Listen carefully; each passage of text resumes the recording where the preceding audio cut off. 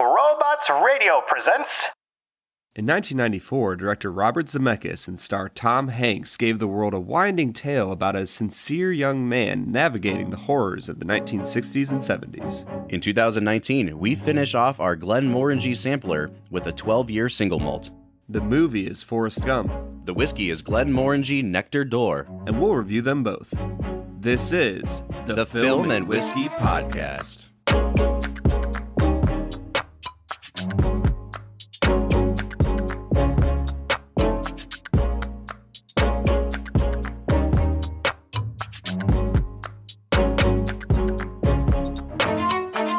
Welcome to the Film and Whiskey Podcast, where each week we review a classic movie and a glass of whiskey. I'm Bob Book. I'm Brad G. And this week we are looking at the 1994 film Forrest Gump.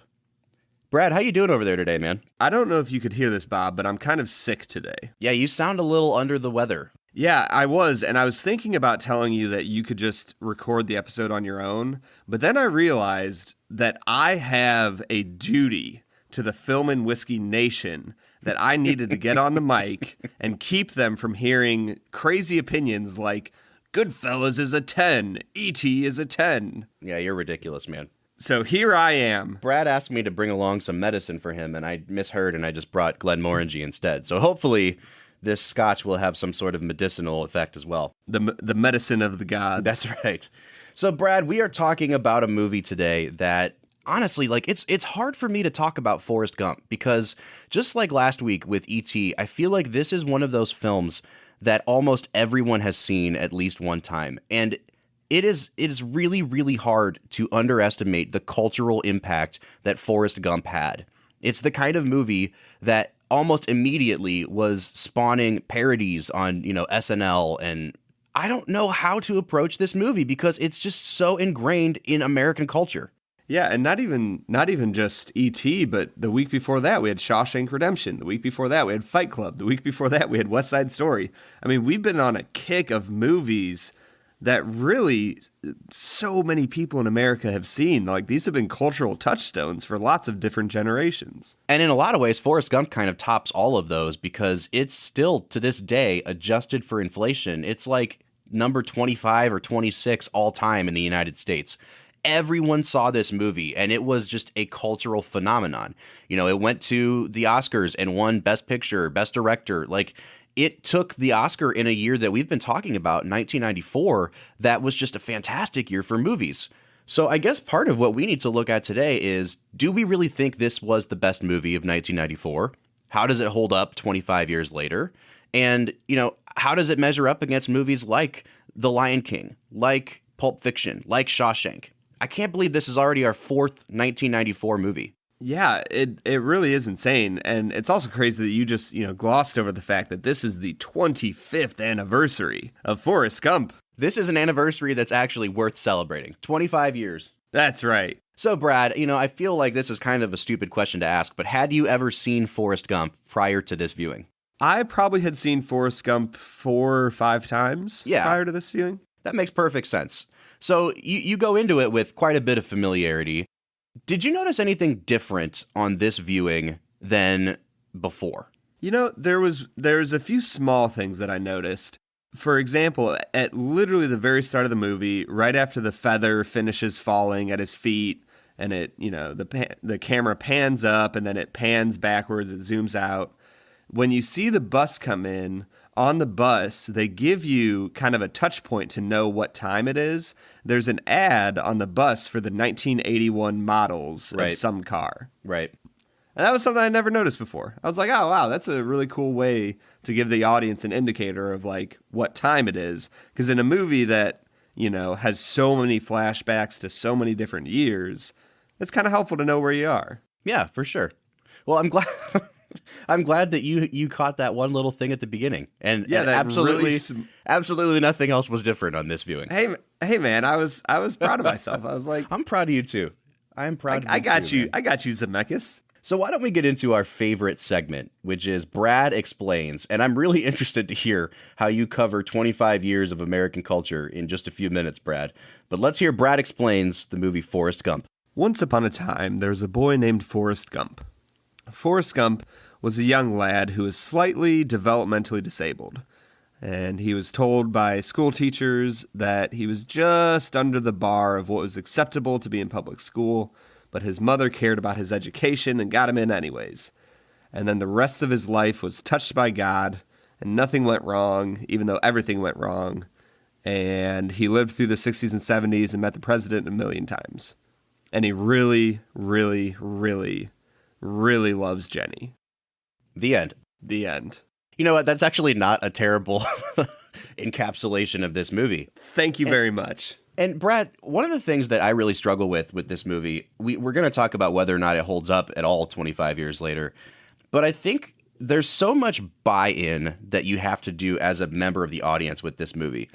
In terms of having your main protagonist be a person who is developmentally disabled and played by a person who's not developmentally disabled. And not only that, but the whole movie is kind of built around what I guess we could call a gimmick, which is this guy unknowingly, unwittingly goes in and out of the lives of really famous people for 25 years and basically helps change the course of history with his actions. And if you don't buy into the sort of ridiculousness of it all, then I feel like this is the kind of movie where you're going to be miserable the whole time watching it and just rolling your eyes, because it is a movie that's about nothing but these crazy coincidences happening. Yeah, I feel like already I can tell that you are a person who does not buy into. Oh, that's not true at all. I just feel like there's a lot more suspension of disbelief required for this movie than there is for most movies. Man, that's really interesting. I don't know if I've ever once thought that about this movie. Like, they weave the tale so convincingly in my mind that I never once think to myself, well, this isn't realistic. He couldn't have met the president 50 times and been an, All-American at Alabama just for running back kicks. And First of all, greatest kick returner in history? ? Oh, for sure. Josh All-American as rocks. A kick returner? Yeah, he knew what was up.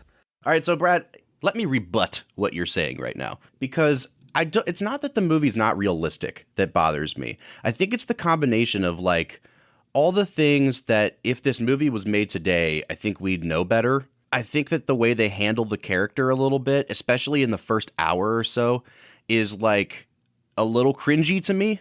I think we've learned how to do movies about developmentally disabled people a lot better in the last 25 years. And then on top of it, I think it's not just that he stumbles into these situations, but that he stumbles into these situations, and I feel like the movie kind of indicates that he stumbles into them because he's developmentally disabled. It's just like they present him as like the happy idiot, and I really struggle with that for the first hour of the movie. I think once Forrest goes to Vietnam, the movie really picks up. But the first like 45 minutes of the movie, I was really kind of cringy for a lot of it. That's really interesting. I guess I just didn't take it that way. I took it as him being sincere, and that he has a lack of understanding of social graces and social etiquette, but he does have an understanding of what it means to be kind to people. And so that's what leads him into these situations, not just the fact that he's developmentally disabled, but the fact that he's just sincere in his kindness. Right. I'm not arguing that the character isn't sincere. I'm talking about the way the filmmakers plop him down into these situations. Like, it seems a little forced, and it seems a little bit manipulative. Oh, gosh, I don't even know how to put my thoughts into words about it. I think Zemeckis is one of those filmmakers. He was like a Steven Spielberg disciple. And when we did the Cinderella Man episode, we talked about how Ron Howard is not really a subtle filmmaker, but that he knows when to be on the nose about things and when not to. And I feel like Zemeckis goes overboard in how obvious everything is about this movie. Like, there's no subtlety to anything he does in the movie. Everything is so on the nose. Even like the soundtrack, which we'll talk about at some point because it's one of the most famous movie soundtracks of all time. Every single song that they use in the movie has lyrics that are describing like what's happening on the screen. And it just seems like he leaves so little to the audience's imagination, and everything is so overboard obvious. And I think that's what I really struggled with. That's really interesting. When you were talking about the music lyrics, I was thinking about when Jenny walks out the door And Right. And they're had playing the lyrics. Doors. Yeah. Well, and they had the specific line of, Don't you love her as she's out. walking out the door? Yeah. Yeah. I know. Yeah. I loved that. Brad, come on, dude. Dude, that was perfect for the movie. For what this movie was trying to do, that worked extremely well. It doesn't work well in every movie, but for what he's trying to do with Forrest, I think it works perfectly. Partially because when you look at the device of the movie, the entire storytelling device of the movie is Forrest recalling, moments in his life. Right. And so why wouldn't they be very specific moments that he specifically remembers in a specific way? I get that. To me, it works fine. I get that. And I think, again, I like this movie. And I think maybe that's why I'm nitpicking it so hard, because I do like it. But it also exists in this very interesting position, the movie Forrest Gump, in like the history of film criticism. Because Forrest Gump comes out, most critics love it. It's ahead of its time in the way that it tells its story, the scope that it's telling the story on, the CGI that they're using to help tell the story. It obviously it goes over like gangbusters at the box office, and then it gets to the Oscars and it wins like everything. And I think that's when critics start to turn on it, because they really wanted to see movies like Pulp Fiction take home the gold.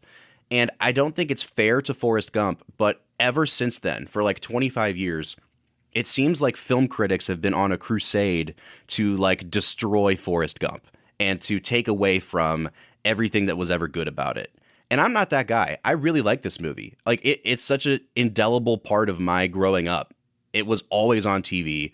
It is such a big part of my film history. But at the same time, I do think that if we're going to hold it up against all the other movies that came out that year, then we have to be honest about some of the flaws of the movie. And I do think this is a flawed movie. Yeah, there's definitely issues with it. I just don't think Zemeckis being on the nose about a lot of things is one of them. Oh, interesting. All right, so why don't we take a step back then and talk about the performances in the movie? And you can't really go anywhere in this movie without talking about Tom Hanks, because once Forrest grows up, he is in pretty much every scene of the movie. So Brad, let's talk about Tom Hanks as Forrest Gump. So I really love Tom as Forrest Gump. This was one of those roles where it's early enough in his career. I mean, obviously he's been going since the 70s and 80s. But like, it's still early enough that I don't necessarily think of him as Tom Hanks throughout the entire movie.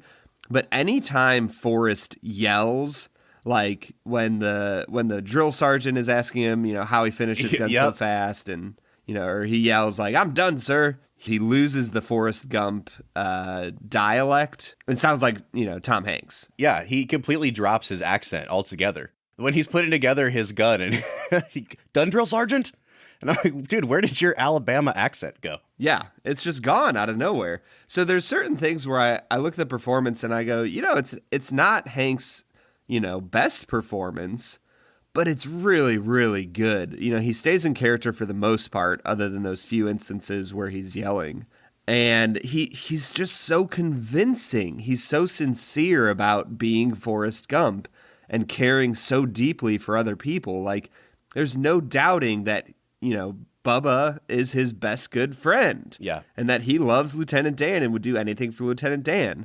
And that most importantly, he is deeply in love with Jenny and would do absolutely anything for her. And I think for me, that's part of why I think the movie picks up so much when he goes to Vietnam. Because up until that point, Forrest as a character is in this really sort of passive position where like people are doing things to him.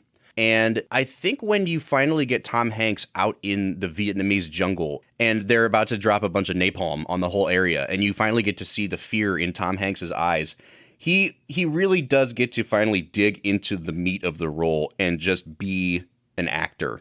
And I thought that the first few scenes of the movie, especially for me, were so hard to watch because the way that they try to establish this character of Forrest Gump is this really sort of cringy, like, look at the special guy. And I hate to use that kind of language, but it really reminded me of, have you ever seen Tropic Thunder? Yes, I have. Okay, so the character that Ben Stiller plays in that movie has made a movie called Simple Jack, where he plays a developmentally disabled person, but he goes overboard with his portrayal. But what I loved about that movie was that they have a fake movie trailer for Simple Jack in the movie, and they're showing like all of the beats of look how good-hearted Simple Jack is.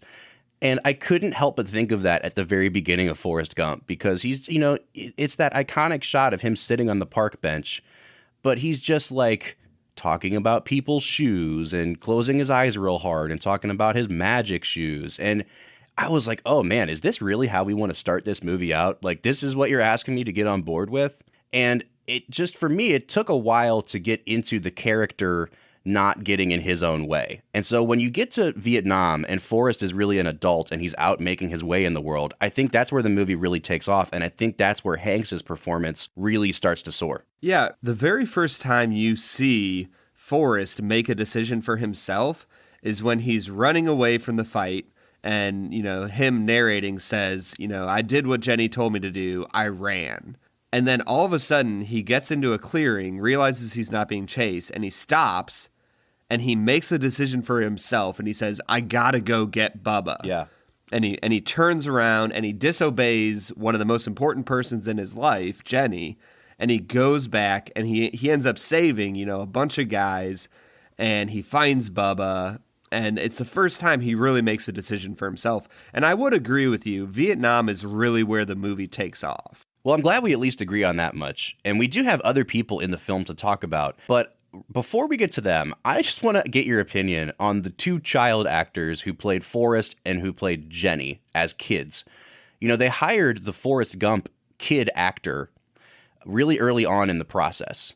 And that's actually how Tom Hanks started to develop the Forrest Gump accent, is because that kid had that accent in real life. He really talked like that. And they thought it was so interesting that they built the whole character's voice around that kid.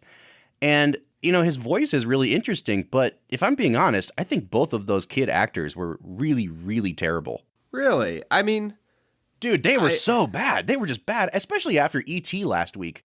Like, they don't even know how to deliver a line. Like the scene where the kids are throwing rocks at him when she finally does "Run, Forrest, Run."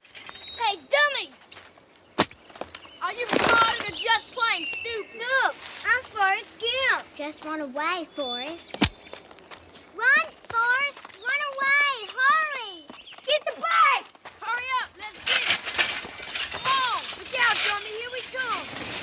Get you! Run, Forrest! Run!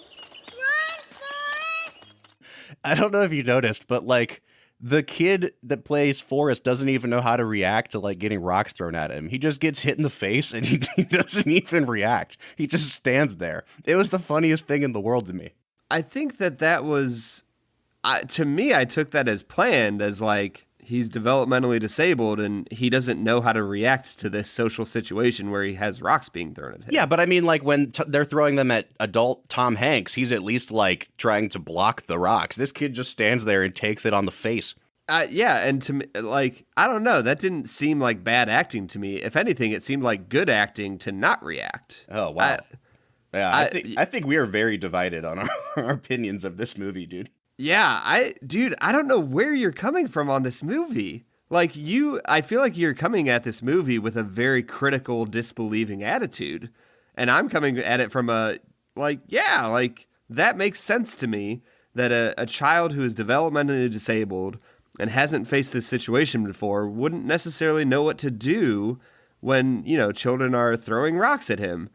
And when Jenny, yells, "Go, run, Forrest, run!" Like, he's like, okay, I'm going to run now, and he runs. I think what the difference is in how we're arguing today, Brad, is that you're arguing from the inner world of the movie. Like, you're arguing as, a character, a real person who had never been in that situation may not know how to react. I'm arguing about it from, like, a movie-making standpoint, which is, it doesn't matter if you're, like, a developmentally disabled person. If you get hit in the face with a rock, it's going to hurt, and you're going to at least, like, touch your face or recoil from the impact of getting hit with a rock. And this isn't even like a major point in what I'm saying. I just think the kid was a bad actor. Yeah, I mean, I think that what we're getting into is kind of one of the bigger debates about movies in the essence of, can a movie transport you into a world where you are able to suspend your disbelief? Because in the end, movies aren't real. Even a super realistic, gritty movie, about police and gangsters or something like that. Like, even that is not real life. It's fake. And so movies inherently ask us to suspend our disbelief. And I guess for me, Forrest Gump does a great job of it. I didn't have a hard time believing any of this. It didn't make me think, oh, this kid's a bad actor. It kept me in the world of the movie. Yeah, see, and I guess I'm just in a different spot where what I'm arguing is I had a really hard time getting sucked into the world of the movie because so many things about that first 45 minutes made me think, ooh, this is rough. Like, this is bad movie making. And once we get to Vietnam, I'm in and I'm all in. And at the end of the movie, I'm crying like everyone else in the theater. But I think it just takes a while for this movie to kind of find its footing, especially because they hang so much of the early emotional impact on these two kid actors that I just don't think are any good. Yeah, I will say the lines, for me, Jenny is a more important child actor, and she delivers her lines very woodenly. Yeah, for sure. So I do struggle with her a little bit. But then you get Haley Joel Osment at the end of the movie, and he's just freaking adorable, and he delivers his lines so smoothly that I just don't understand how a child can be that good of an actor at an age of, what, like 6? Yeah, dude, Haley Joel Osment is a national treasure. This is my very good friend, Mr. Gump. Here, can you say hi to him? Hello, Mr. Gump. Hello. Oh, can I go watch TV now? Yes, you can. Just keep it low. When he got on screen and he asked his mom, like, Mom, can I go watch some TV? Like, he says it with so much inflection and depth. I'm just like, how did you find this child? He has that adorable kid voice, too, where she's like, say hello to my friend, Mr. Gump. And he's like, hello, Mr. Gump. It's the best kid performance in the whole movie, by far. Oh, yeah. I mean, there's no question about that. And I do want to say, while we're on the topic of people with really small parts, I really loved a lot of the bit part actors in the movie, like the people sitting on the bench with Forrest at the bus stop. And my favorite, the MVP of the whole movie for me, is Dorothy Harris, the bus driver, because that woman makes me laugh out loud every single time she comes on screen with her cigarette hanging out of her mouth and saying, like, this is the bus to school. It's so good. I loved it. What? So she wasn't necessarily a minor role, but what did you think about Sally Field in this movie? I love Sally Field. And you know what's really interesting to me about her character? You know, she's nominated for an Oscar for this movie. I remembered her being in the movie more than she is. She's really only in about 4 or 5 scenes. She's there when Forrest is really little. She's there like at his college graduation. She's there for like 15 seconds when he comes home from Vietnam, and then she dies. And I thought she was in this movie way more than she is. And I guess that's the sign of a good performance because she had such an impact on me that she tricked me into thinking she was on screen a lot longer. Yeah, I actually really thought the same thing. I had remembered her being more prominent in the movie, and then I actually watched it, and I was like, oh, she's like barely in this movie, and was nominated for an Oscar, and I don't understand that at all. So Tom Hanks and Sally Field had made a movie back in the 80s called Punchline, where they played stand-up comedians, and they were love interests in that movie. And Sally Field she's not even 10 years older than Tom Hanks in real life. So they really made her up to be an older person than she is in the movie. And to be 100% honest, I thought that her old lady makeup when she was like about to die was a little rough. Because you can tell when someone is young and is being made up to look really old. And she just isn't that much older than Tom Hanks. And he's supposed to be playing like 25 and she's supposed to be playing, you know, like in her 50s or 60s. And it was really funny to me because I know in reality that they're just not that far apart in age. Yeah, that definitely struck me because I knew that they had been in some movies beforehand together. And this watch through, I was like, oh, Sally Field is like the same age as Tom Hanks. Yeah, definitely. So, Brad, before we take our break, I want to run through the rest of the supporting cast. Robin Wright as Jenny. We need to talk about Gary Sinise as Lieutenant Dan. And we need to talk about Michael T. Williamson as Bubba. I was going to say, honestly, I'm just going to rank them from top to bottom. I'm going to go Bubba, Lieutenant Dan, Jenny. Yeah, I think I'm going to go Lieutenant Dan first, and then Bubba, and then Jenny. But the crazy thing is they're all really good. I don't want to put Jenny last and say, like, she isn't any good. Yeah, for whatever reason, I'm going to make 2 statements. Number one, I think that Robin Wright does a really good job as Jenny. There's nothing in her performance that I can fault. I think she gives a lot of depth and, quality to that character. But for some reason, I don't care for her as Jenny. You don't care for her as Jenny, or you just don't care for Jenny? No, I don't care for specifically her as Jenny. I don't know why, but there's some reason whenever I watch this movie, I'm like, I always just kind of have this thought in my head of like, I wonder who else they could have cast as Jenny. Yeah, I guess that's a good point, because there were tons of people they probably could have. This is at the same time where Julia Roberts is blowing up, and she probably would have made a fine Jenny. But my big problem with the character of Jenny is how underwritten she is. And again, I'll grant you that the movie is told from Forrest's perspective, so he doesn't know a lot about Jenny's home life, and it's implied to the audience in a way that Forrest never understands. But I still think that her coming from a household of abuse doesn't explain the way she treats Forrest throughout the movie. And she really, really wants to run away all the time. And at the end of the movie, the only explanation she really gives is like, hey, I was really messed up there for a really long time, so I'm kind of sorry about it. But I really struggled with how many times Forrest would travel like across the country to see her, and she would politely, hang out with him for like a day or two and then sneak off. And it really, really bothered me because I wanted more insight into her like psyche. Like, what was driving her to run away from everything? Why did she never want to commit to Forrest? Why couldn't she, accept his love for her? And what was calling her away all the time? And that really, really bothered me because Robin Wright is the kind of actress that could pull that kind of stuff off if they would just give her a couple more minutes of screen time to develop that stuff. Yeah, I think that they expect you to kind of pick that up between the scene when she's a child and they imply that she's being sexually abused by her father. And then the second part that I think is the most important is when she's living with Forrest at the mansion right after his mom died. And she said, he says, will you marry me? And she just says like, I'm not good enough to be your, he says, I'd be a good husband. And she just says, I'm not good enough to be your wife. I'd make a good husband, Jenny. You would, Forrest. But you won't marry me. You don't want to marry me. Why don't you love me, Jenny? I'm not a smart man. But I know what love is. So if anything, I think the biggest answer to that question is that she just has a deep sense of shame. And I would imagine that she blames herself for being sexually abused as a child. And that has led her down these paths of drug abuse and addiction and, promiscuity and all of these things.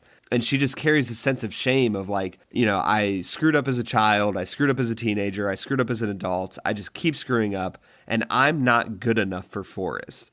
I think that she just looks at Forrest so highly that she could never imagine herself actually deserving him. And so she runs away because she thinks that in the end she'll be bad for him. So I agree with everything you said, but I want to ask one other question about her. Do you think that she was actually romantically attracted to Forrest at any point?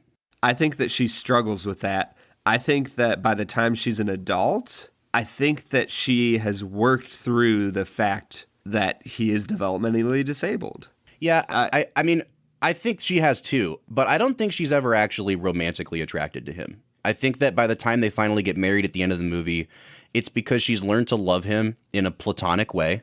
I mean, the implication is that she has AIDS, right? HIV, especially. Right. And or Hep C. Right. Something that is going to kill her. And we can assume that she and Forrest don't like consummate their marriage after they get married, or else he would have contracted something.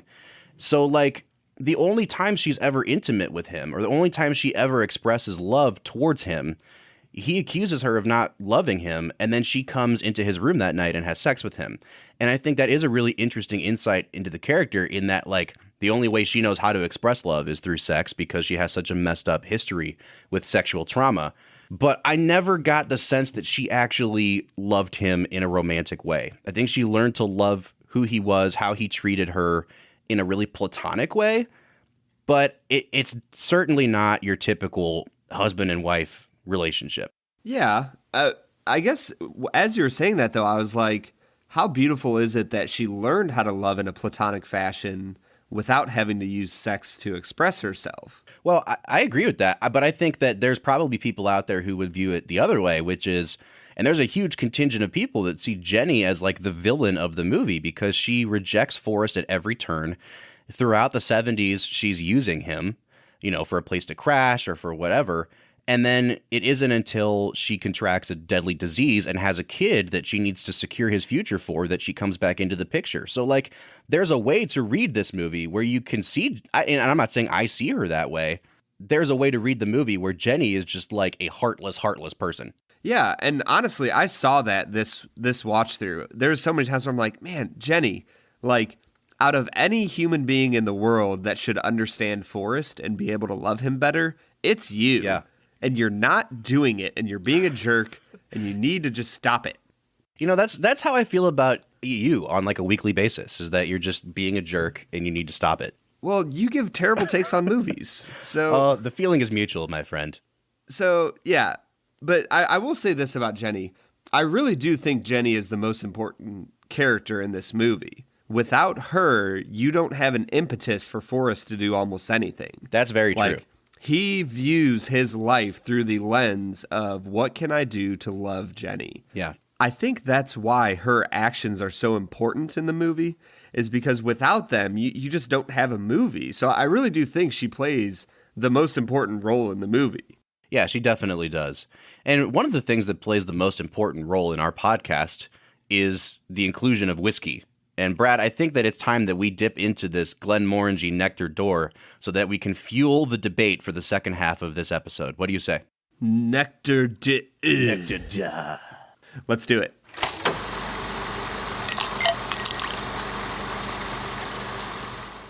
All right, so today we are trying Glenmorangie Nectar d'Or, or as Brad likes to pronounce it, Nectar.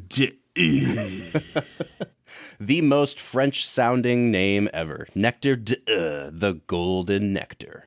Yeah, it literally means the golden nectar. Yeah, for sure. And Bob, tell me about why they call it the golden nectar. So this is another finished single malt scotch. We've tried the La Santa, we've tried the Quinta Rubin. They were both finished in different kinds of casks.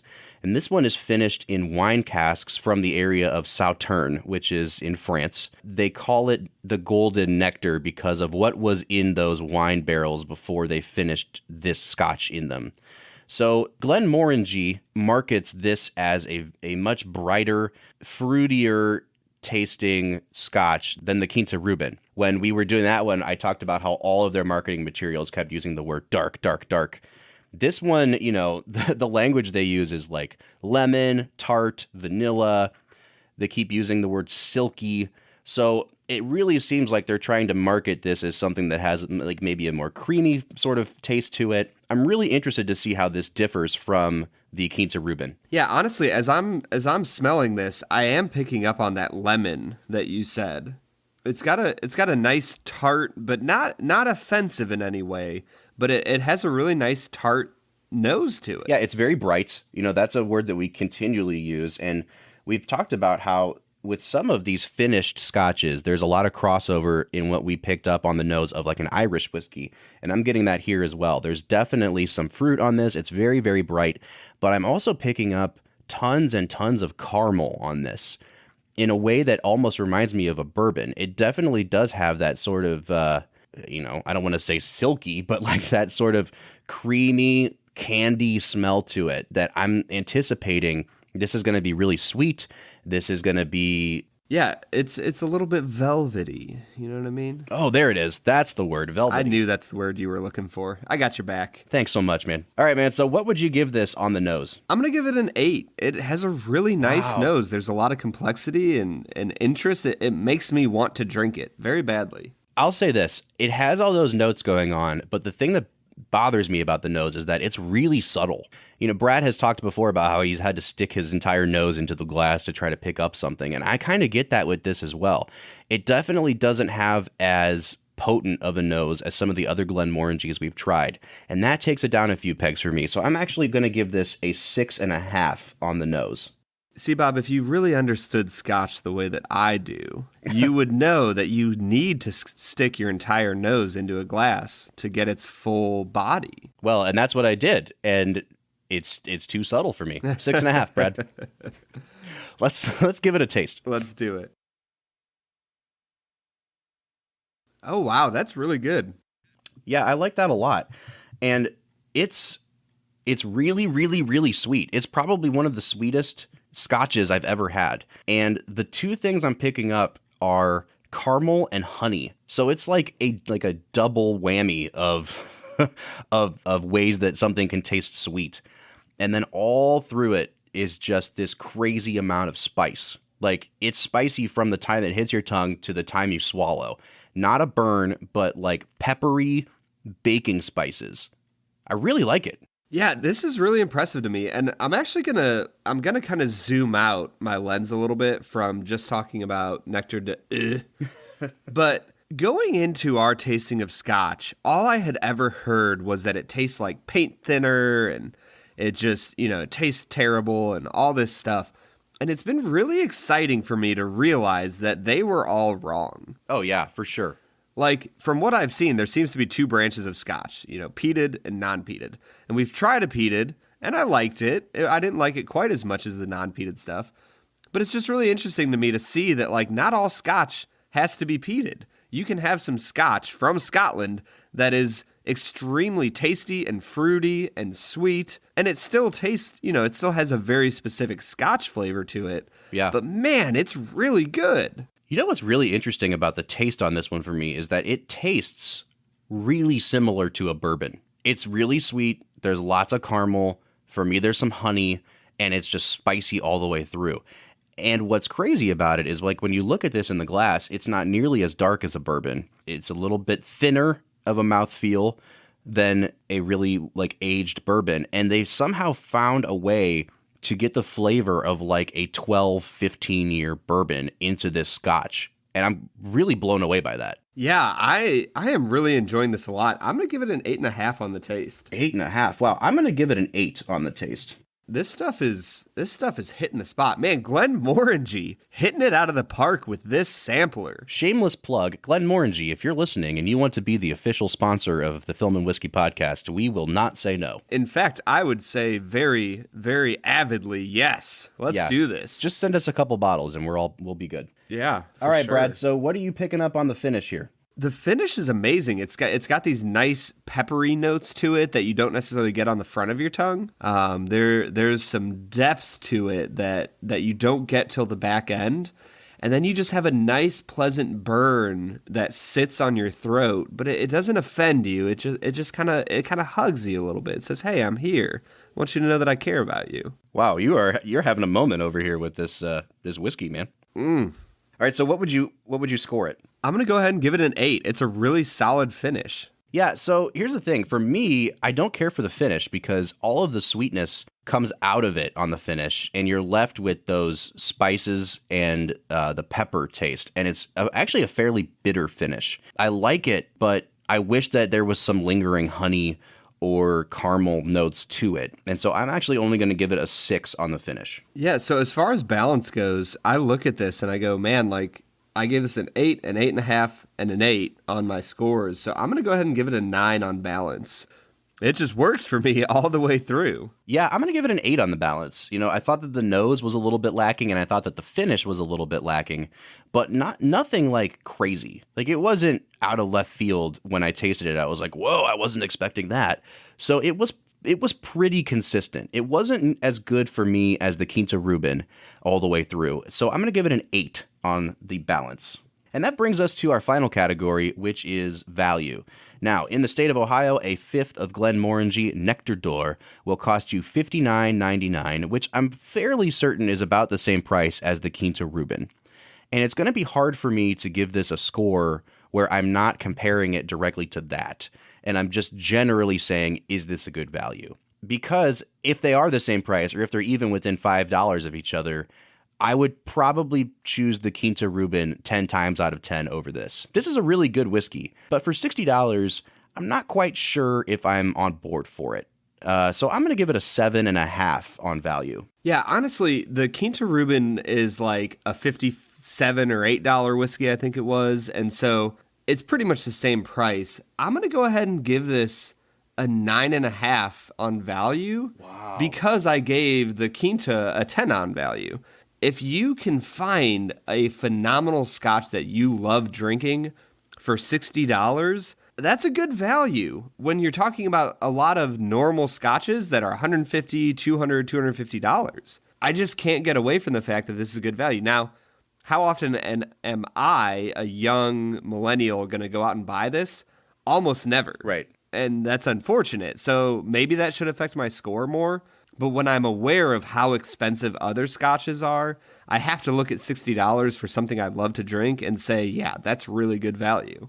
Yeah, I mean, I think that's a good point. It is, comparatively to what else we've had in the Scotch world, I really, really like this. I just think that I was so crazy about the Quinta Rubin that it would be hard for me to ever pick this up off the shelf above the Quinta Rubin. Yeah, I totally understand that. I think that's a fair assessment. So, Brad, I am coming out to a 36 out of 50. What are you coming out to? Man, I'm a little higher. I'm coming out to a 42.5. So Brad's coming out to, what would that be, an 85 out of 100? Yes, sir. And I'm coming out to what would be a 72 out of 100. So yeah, we're a few percentage points off, but that puts our overall average at a 39.25 or a 78.5 out of 100. I think that's pretty fair. This is definitely in the top quarter. It's approaching the top 1/5 of all the whiskeys that we've had. And yeah, I mean, I would definitely recommend this. If you're in the market for an interesting, much sweeter, finished single malt scotch, this is the route to go. Yeah, there's a lot of sweetness here. There's a lot of fruitiness. There's a lot of stuff going on in this scotch. And I would highly recommend it to anybody who's just interested in trying out the world of scotch. But what I would more highly recommend is, if you haven't drank a lot of scotch and you want to try a lot of it, go buy this sampler that we got. Bob, where can they find it? Where did you find it? This sampler is available, should be available just at your corner liquor store. It was, behind the counter for me, but it's a 4-pack of 100 milliliter samples from Glenmorangie. It's in this nice little yellow box. It was $24. And at the time I thought, wow, only 100 milliliters each, $24. I don't know how I feel about that. But every single one of these, even the standard Glenmorangie, was an above average whiskey. And the 3 finished whiskeys were all phenomenal. And they've ranked right up there with the top whiskeys we've had on this podcast. I cannot recommend highly enough going out and spending $24 on this sampler. You will not be disappointed. Yeah, honestly, if you do the math, you will get 2 drinks out of each sampler, out of each, individual bottle.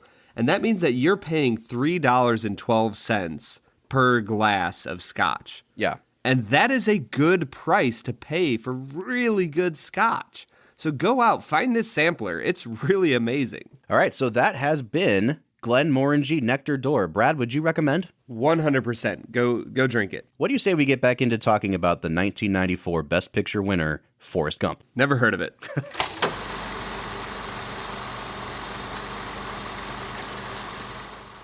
All right, so that was Glenmorangie Nectar d'Or, and we are back into talking about Forrest Gump. Brad, I think I agree with you. I'm nitpicking a little too hard on this movie. It is a fun movie. It's just a classic. It's ingrained into the culture of America, and I feel like in a lot of ways, it's one of those movies that it's kind of hard to criticize, especially when you're just talking with like the average Joe, because this movie has become so revered in American culture. So maybe it's time for me to talk about what's good in the movie. So why don't we do this? Brad, give me like your top 1 or 2 scenes in the movie and why. I really, and for no other reason that it's just so simple and perfect, I really love the scene when Bubba is explaining all of the different ways you can make shrimp. Shrimp gumbo, pan fried, deep fried, stir fried. There's pineapple shrimp, lemon shrimp, coconut shrimp, pepper shrimp, shrimp soup, shrimp stew, shrimp salad, shrimp and potatoes, shrimp burger, shrimp sandwich. Yeah, he just goes on, and like that. Like honestly, I think that is an example of great, filmmaking in the fact that just through simply cutting to them doing something completely different, you understand the passage of time.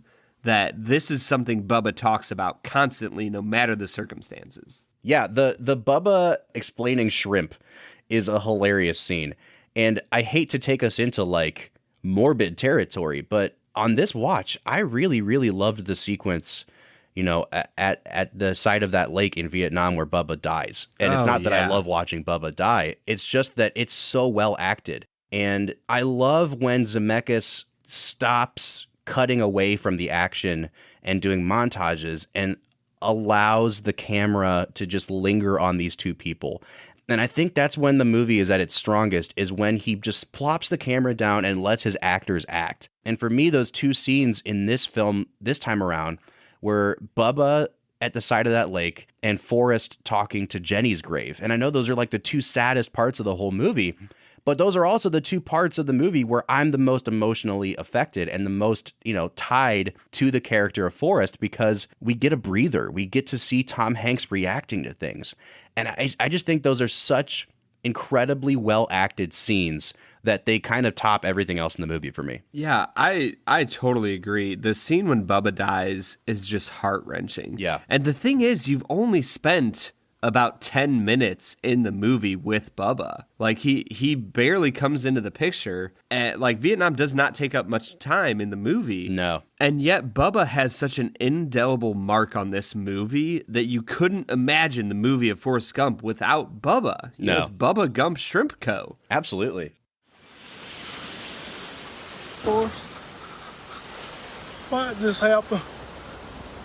You got shot. Then Bubba said something I won't ever forget. I want to go home. Bubba was my best good friend. And even I know that ain't something you can find just around the corner. Bubba was gonna be a shrimp and boat captain, but instead he died right there by that river in Vietnam. All right, so Brad, we're starting to run a little long here. I wanted to talk really quickly about, does this movie have deeper themes? And I think that it's pretty clear what Zemeckis is trying to do with the characters of Forrest and Jenny. And I've been very vocal about the fact that I don't think he does it very subtly. I really do think Jenny is presented as a stand-in for, quote-unquote, America in the late 60s and 70s. And I think one of my problems with Jenny as a character is that, like, does she have to do everything? Does she have to be a hippie and be in the disco scene and get AIDS? Like, it just seems like every major news story that came out of the 70s, like, Jenny embodies those things. And, it works. It's not the most subtle thing in the world. Yeah, I mean, but I think that's, if you want to look for an overarching story in this movie or narrative, I think that you see it in Jenny and Forrest's relationship. In the fact that I think Jenny, like you already said, she stands in for the chaos that happened in the 60s and 70s. But the thing is, there was a massive amount of people in the 60s and 70s who didn't do drugs, who didn't do the whole disco scene, who didn't do all those things. Like, my parents grew up in the 60s and 70s, and they didn't do all those right, things. Exactly. They saw it on TV. But I think that there was a majority of people in the U.S. who watched, those things on the news and didn't know what to do with it because they, for them, they would say, like, this doesn't represent my reality. It doesn't represent the life that I'm experiencing. And so I think that one of the reasons Forrest Gump was so popular with audiences is the fact that you see Forrest representing, the majority of Americans who would say, I don't identify with all of the chaos. I identify with Forrest, who kind of passively observed it. Yeah, definitely. At the end of the day, I think that's one of the movie's downsides, is that they make Jenny represent, like you said, all of the chaos of America, because the movie's kind of a parable. You know what I mean? Like, Jenny clearly is a symbol, and Forrest clearly is a symbol. And so you can't expect them to write them as you would write, like, a regular human being. But it always just kind of bothers me that the way the movie is set up is like Jenny does everything bad and makes every single bad decision. It's like, did you really have to also have her do this thing or that thing? And Zemeckis takes us on a tour of American history and American culture through about 25 years, but we never really stop to like examine or discuss any of the issues. And I've always kind of felt like the character of Forrest is in some ways a cop-out for actually talking deeply about the issues that our parents or our grandparents went through in those eras. Like, and I think that's why part of the movie doesn't hold up as well for me, especially that first hour or so when Forrest is in college and they're desegregating. It's one thing when you have Forrest kind of like stumbling into certain scenarios and not understanding them. But I really think that, especially in today's culture, the issue of race, the issue of desegregation, having Forrest be your entryway into that conversation and them not really examining it in any sort of way, I don't think it holds up really well. In a lot of ways, that character of Forrest ends up becoming a cop-out for them to not have to go any deeper with their examination. It's just kind of like one of those, oh, remember Watergate? Well, yeah, we're going to say Forrest was there. But because Forrest is developmentally disabled, then we don't actually have to discuss it any. We just have to mention that it happened. And so in a lot of ways, I feel like this movie does kind of hit the lowest common denominator. Hey, remember John Lennon? Remember Watergate? Remember Vietnam? Yeah, Forrest was there for all those things too. Weren't those interesting, crazy times? But there's nothing deeper than that. It just kind of seems like a montage of things that happened with no underlying like message to any of it. Yeah, but in the end, like this movie was 2 hours and 22 minutes, Bob. Like if they had really delved into more, this could have been a 4-hour movie. I feel like you're excusing a poorly written script in a lot of ways though, Brad, because the solution to that is you don't have to show every single event that happened in American history. You could have trimmed 4 or 5 of those out and gone a little bit deeper and developed a little bit more characters around some of the other things that happened. And then you would have had a way more fully fleshed out movie than the one that you got. A poorly written script? Yeah, I think that we've talked about how some of the characters aren't developed. I think that they're really on the nose with the dialogue. They gloss over so many events in American history. I don't think that this is, I mean, and I wouldn't say that it's a bad script, but I would say that there are parts of this script that are underdeveloped. Oh man, I just don't understand how we are so far apart on this movie. Like to me, this is an extremely tightly written script that moves you through the 60s and 70s. I guess the big thing for me is I'm not looking for this movie to give me commentary on the 60s and 70s.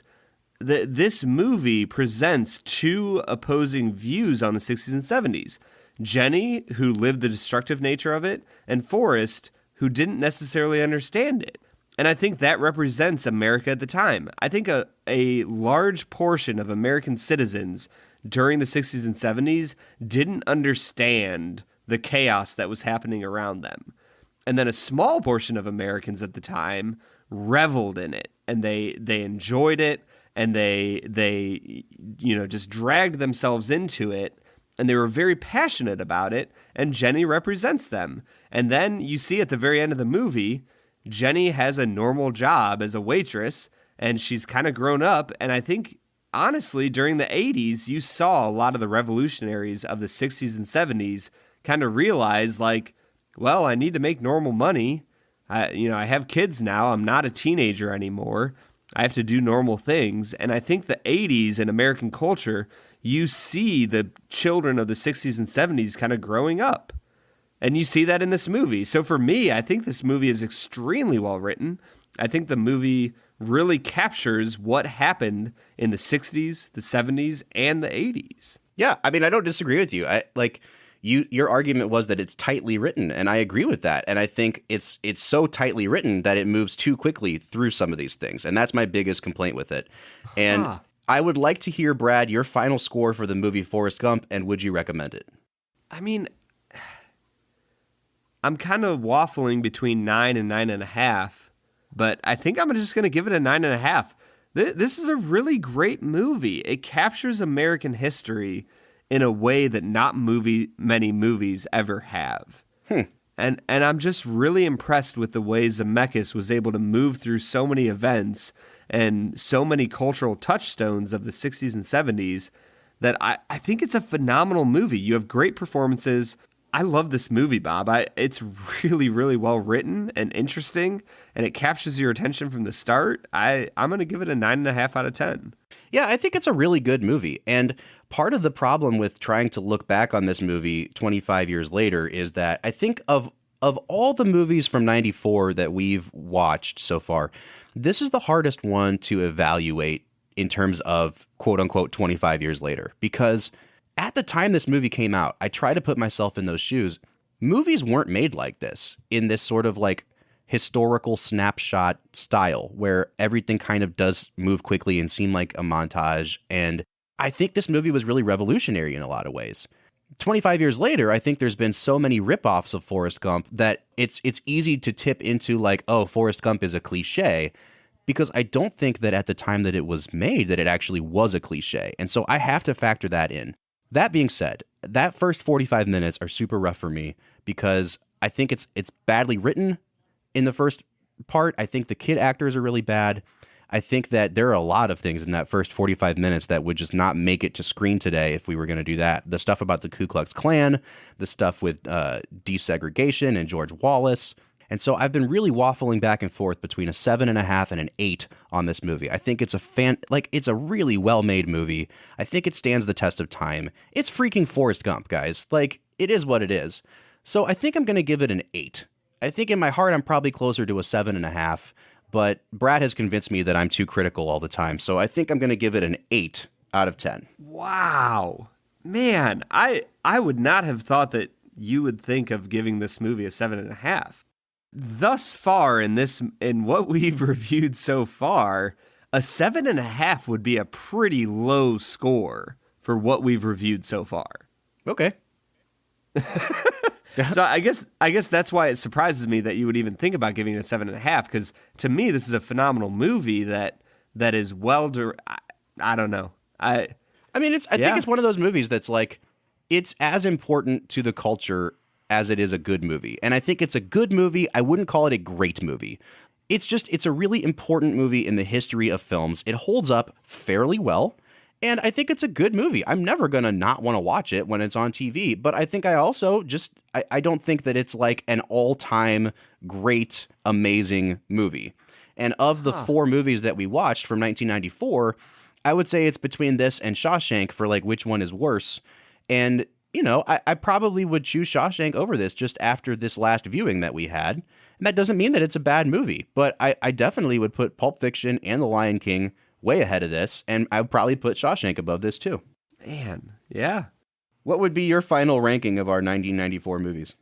That's interesting. I would probably go Pulp Fiction first, Forrest Gump second, Lion King, Shawshank. So can we at least agree that this movie should not have won Best Picture up against Pulp Fiction? You know, probably not.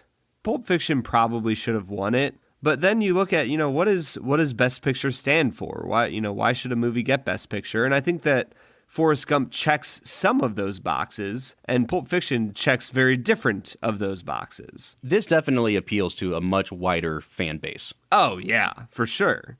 All right, so that brings our final score out to an 8.75, which I think that's a fair average for this movie. It's not, it's not competing with Casablanca in my mind, but it's also, I think it should be way above like a Fight Club or an Assassination of Jesse James. Or a Goodfellas. It's a good movie. And Brad, I'm really excited to introduce our movie for next week, because next week is our last episode of the first season of the Film and Whiskey podcast. Yeah, the final episode of our first season. And we are going to be watching Rear Window, the 1954 Alfred Hitchcock classic. And what we're going to do is, after we have done Rear Window, we are going to rank all of the movies, and we're going to have a little bit of a March Madness style bracket challenge to determine the champion of season 1 of Film and Whiskey. Guys, we cannot thank you enough for staying with us on this journey of season 1. Please continue to follow us, subscribe, leave us a review on iTunes. Go over to Instagram. Let us know what you think on social media about Forrest Gump. Brad, if they want to give us feedback, where can they find us on social media? At Film Whiskey with an E. At Film Whiskey with an E, or give us a call on our call-in line. The number is 216-800-5923. Once again, that's 216-800-5923. For the Film and Whiskey Podcast, I'm Bob Book. I'm Brad G. We'll see you next time.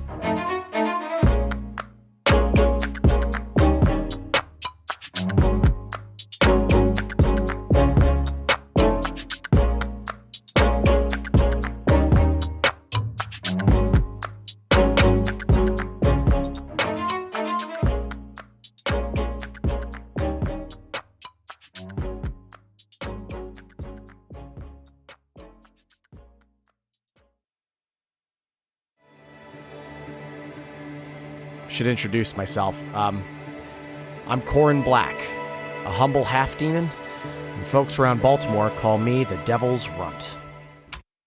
Here we go, finally moving again.